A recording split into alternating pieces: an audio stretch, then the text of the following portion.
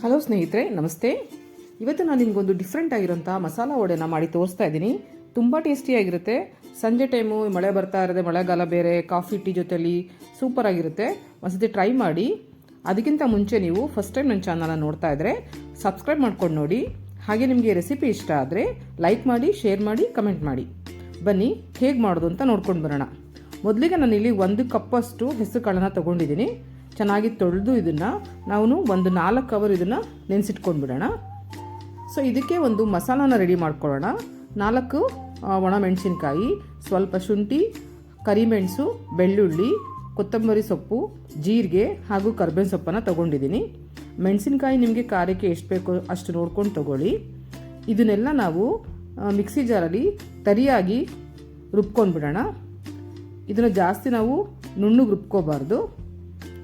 ಅಷ್ಟರಲ್ಲಿ ನಾನು ಲಾಸ್ಟ್ ವಿಡಿಯೋದಲ್ಲಿ ಕೇಳಿದಂತಹ ಒಗಟಿನ ಉತ್ತರನ ಹೇಳ್ತೀನಿ. ಕರಿ ಹೊಲದ ಮಧ್ಯೆ ಬಿಳಿ ದಾರ ಏನದು ಅಂತ ಕೇಳಿದೆ. ಅದಕ್ಕೆ ಉತ್ತರ ಬೈತಲೆ. ನೋಡಿ, ಇದು ಸ್ವಲ್ಪ ತರಿಯಾಗಿ ರುಬ್ಬಿದ ಮೇಲೆ ಇದಕ್ಕೆ ನಾನು ಸ್ವಲ್ಪ ಚಕ್ಕೆ ಹಾಗೂ ಲವಂಗನೂ ಕೂಡ ಸೇರಿಸ್ತಾ ಇದ್ದೀನಿ. ಈಗ ಇದು ರೆಡಿಯಾಗಿದೆ. ಅದೇ ಜಾರ್ಗೆ ನಾನು ನೆನೆಸಿಟ್ಕೊಂಡಿದ್ದಂಥ ಹೆಸರು ಕಾಳನ್ನು ಈಗ ಗ್ರೈಂಡ್ ಮಾಡ್ತಾ ಇದ್ದೀನಿ. ಅದು ಅಷ್ಟೇ ತರಿಯಾಗೇ ಇರಬೇಕು. ಆಮೇಲೆ ನಾವು ಸ್ವಲ್ಪನೂ ನೀರನ್ನು ಹಾಕಬಾರ್ದು. ಹಾಗೆಯೇ ಡ್ರೈ ಆಗೇ ಇದನ್ನು ಗ್ರೈಂಡ್ ಮಾಡ್ಕೋಬೇಕು. ನೋಡಿ, ಈ ಹದಕ್ಕೆ ನಾವು ಗ್ರೈಂಡ್ ಮಾಡ್ಕೋಬೇಕು. ನೀರನ್ನು ಸ್ವಲ್ಪ ಕೂಡ ಹಾಕಬಾರ್ದು. ಇದು ತುಂಬ ರುಚಿಯಾಗಿರುತ್ತೆ ಆ್ಯಂಡ್ ಮಕ್ಳಿಗಂತೂ ತುಂಬ ಇಷ್ಟ ಆಗುತ್ತೆ.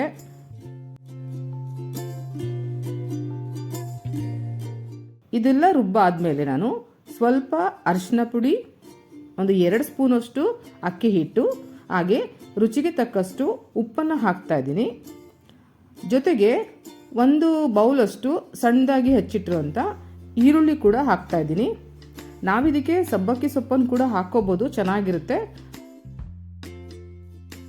ಇದನ್ನ ಇವಾಗ ಚೆನ್ನಾಗಿ ಮಿಕ್ಸ್ ಮಾಡೋಣ. ಚೆನ್ನಾಗೆಲ್ಲ ಇದು ಮಿಕ್ಸ್ ಆಗಿ ವಡೆ ಹದಕ್ಕೆ ಬರಬೇಕು.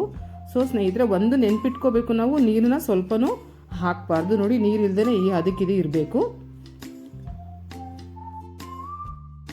ಈಗ ಇದು ರೆಡಿಯಾಗಿದೆ. ಇದನ್ನು ನಾವು ಒಂದು ಪ್ಲಾಸ್ಟಿಕ್ ಪೇಪರ್, ರೊಟ್ಟಿ ಏನಾದರೂ ಮಾಡೋಕ್ಕೆ ಇಟ್ಕೊಂಡಿರ್ತೀವಲ್ಲ, ಆ ಥರದ್ರ ಮೇಲೆ ನಾವು ಸ್ವಲ್ಪ ಎಣ್ಣೆನ ಸವರ್ಬಿಟ್ಟು ಈ ಥರ ವಡೆ ಶೇಪಲ್ಲಿ ನಾವು ತಟ್ಟಬೇಕು. ಇಲ್ಲ ಕೈಯಲ್ಲಿ ಬೇಕಾದರೂ ನಾವು ತಟ್ಕೋಬೋದು. ವಡೆಗೆ ಎಷ್ಟು ಅಗಲ ಬೇಕೋ ಅಷ್ಟು ನೋಡಿಕೊಂಡು ತಟ್ಕೊಳ್ಳಿ.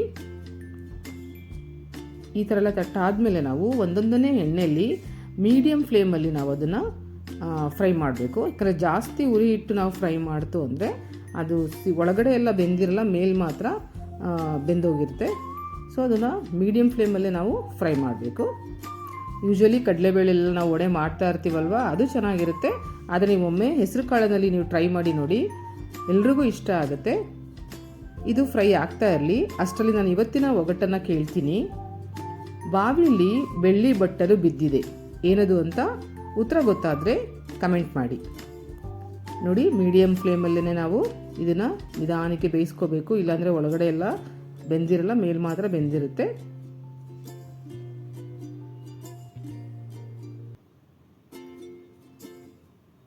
ಇದು ಮಕ್ಕಳು ಕೂಡ ತುಂಬ ಇಷ್ಟ ಆಗುತ್ತೆ. ಟ್ರೈ ಮಾಡಿ ಒಂದ್ಸತಿ.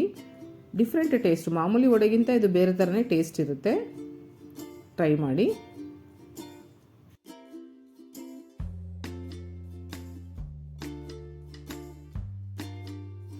ಸ್ನೇಹಿತರೆ, ನಿಮಗೆ ರೆಸಿಪಿ ಇಷ್ಟ ಆದರೆ ಲೈಕ್ ಮಾಡಿ, ಶೇರ್ ಮಾಡಿ, ಹಾಗೆ ಕಮೆಂಟ್ ಮಾಡಿ. ಕೊನೆದಾಗ ಒಂದು ಮಾತು, ಆಹಾರ ಸರಿ ಇದ್ದರೆ ಯಾವುದೇ ಔಷಧಿನೂ ಬೇಕಿಲ್ಲ, ಆಹಾರ ಸರಿ ಇಲ್ಲಂದರೆ ಯಾವುದೇ ಔಷಧಿನೂ ಕೆಲಸ ಮಾಡಲ್ಲ. ಸೊ ಚೆನ್ನಾಗ್ತೀನಿ, ಖುಷಿಯಾಗಿರಿ. Thank you for watching.